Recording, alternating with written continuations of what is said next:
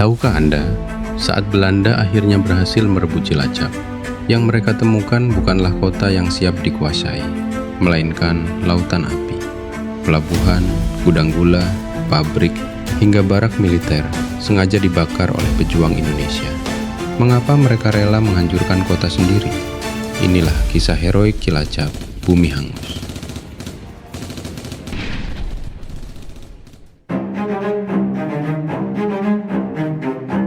Menjelang sore, kapal perang Belanda bergerak mendekati pantai Cilacap. Pasukan TNI yang bersiaga di Pulau Nusa Kambangan segera bertindak. Duel artileri pun terjadi.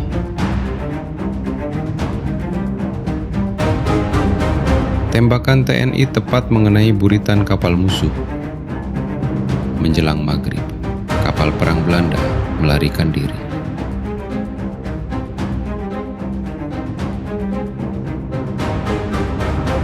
Konvoi pasukan Belanda yang bergerak malam dari arah Purwokerto terhambat oleh barikade-barikade yang dibangun pasukan Resimen 1/5 di bawah pimpinan Letnan Kolonel Abimayu. Sebelumnya, pasukan TNI telah menebang pohon di sekitar dan melintangkan batang-batang pohon ini di badan jalan. Strategi Belanda berubah. Kali ini mereka menargetkan pertahanan tepi pantai TNI terlebih dahulu. Karanggolong dan Cimiring digempur habis-habisan oleh pasukan artileri lapangan Belanda dan 3 kapal perang.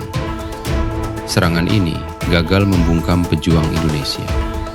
Karena itu, Belanda kemudian mengerahkan pesawat Mustang dari Skadron 121 dan pesawat Mitchell dari Skadron 18. 2 pesawat pengebom ini menjatuhkan bom di atas Karanggolong dan Cimiring.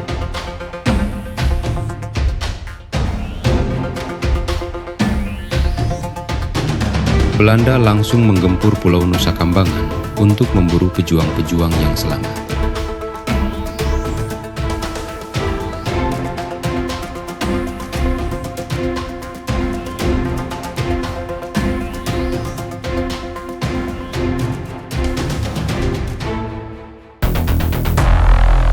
Kejatuhan Karanggolong dan Cimiring menjadi pintu masuk jatuhnya Cilacap.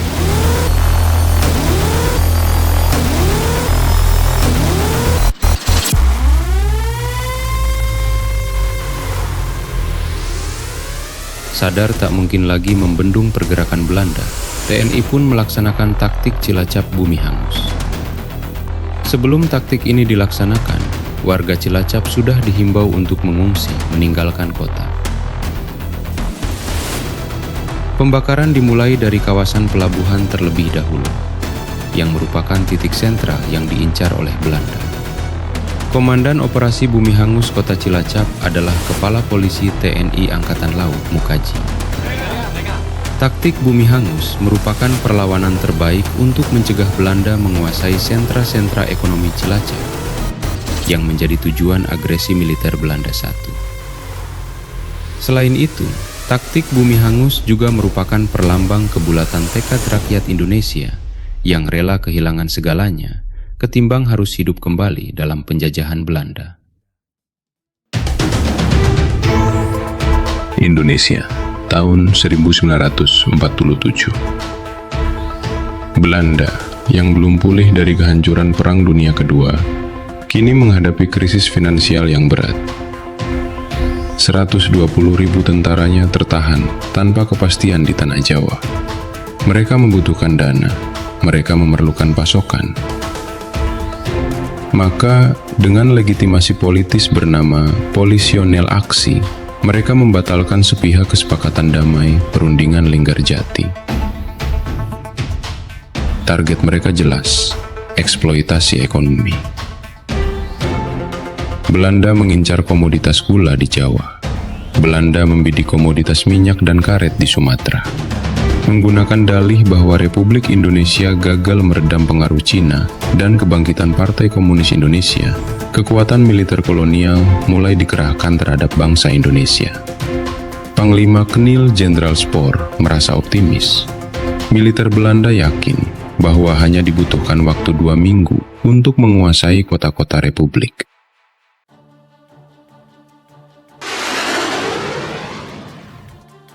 Fajar 21 Juli 1947 pun tiba.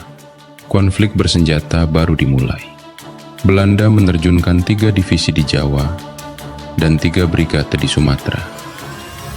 Berbekal persenjataan modern buatan Amerika Serikat, pasukan Belanda bergerak maju. Operasi dengan sandi, operasi produk, menggempur Jawa Timur melalui 3 titik. Operasi utara di Pasir Putih, Situbondo. Operasi selatan di Teluk Meneng, Malang. Dan operasi timur di Porong, Sidoarjo. Pendaratan didukung oleh kapal perusak, korvet, penyapu ranjau, kapal patroli, kapal tunda dan ponton dari Surabaya. Berbagai artileri berat segera membombardir wilayah Indonesia. Apakah Indonesia menyerah? Sama sekali tidak. Di bawah komando tertinggi, Panglima Besar Jenderal Sudirman mengumandangkan perintah. Pertahankan setiap jengkal tanah dengan sistem pertahanan rakyat semesta. TNI dan rakyat melebur menjadi satu kekuatan yang utuh. Kita tidak mungkin menghadapi Belanda dengan kekuatan senjata semata, namun semangat dan tekad rakyat adalah kekuatan yang tidak terpatahkan, tegas Panglima Besar Jenderal Sudirman. Maka jembatan-jembatan dihancurkan, penghalang jalan didirikan, bom-bom pinggir jalan dipasang. Rakyat menerapkan strategi bumi hangus, lebih baik menjadi abu daripada kekayaan alam kita dikuasai oleh penjajah.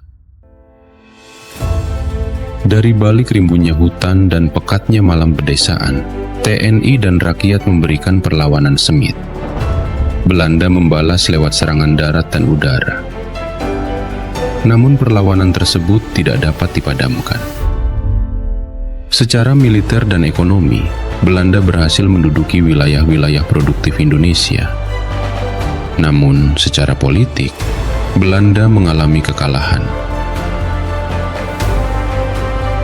Berkat gigihnya perlawanan rakyat di medan laga, serta keberhasilan diplomasi delegasi Indonesia di bawah pimpinan Sultan Syahrir, agresi militer Belanda I menarik perhatian dunia. Dewan Keamanan PBB dan Amerika Serikat mengecam, mendesak dihentikannya serangan. Masalah yang dipertahankan Belanda sebagai urusan domestik mereka, kini risih menjadi isu internasional. Pada 26 Agustus 1947, PBB resmi membentuk Komisi 3 Negara, KTN, untuk menengahi konflik antara Republik Indonesia dan Belanda. Now that the Security Council has already called upon both parties to cease hostilities forthwith, and now that both parties have accepted the order of the Security Council, there has been an increase in the hopes of the Republic for a peaceful solution. So long, however, as Dutch troops remain in Republican territory, there remains the threat to the very existence of the Republic, and therefore also to lasting peace. The Republic of Indonesia asks, therefore, that the Security Council of the United Nations order the complete withdrawal of Dutch troops from all Republican territory.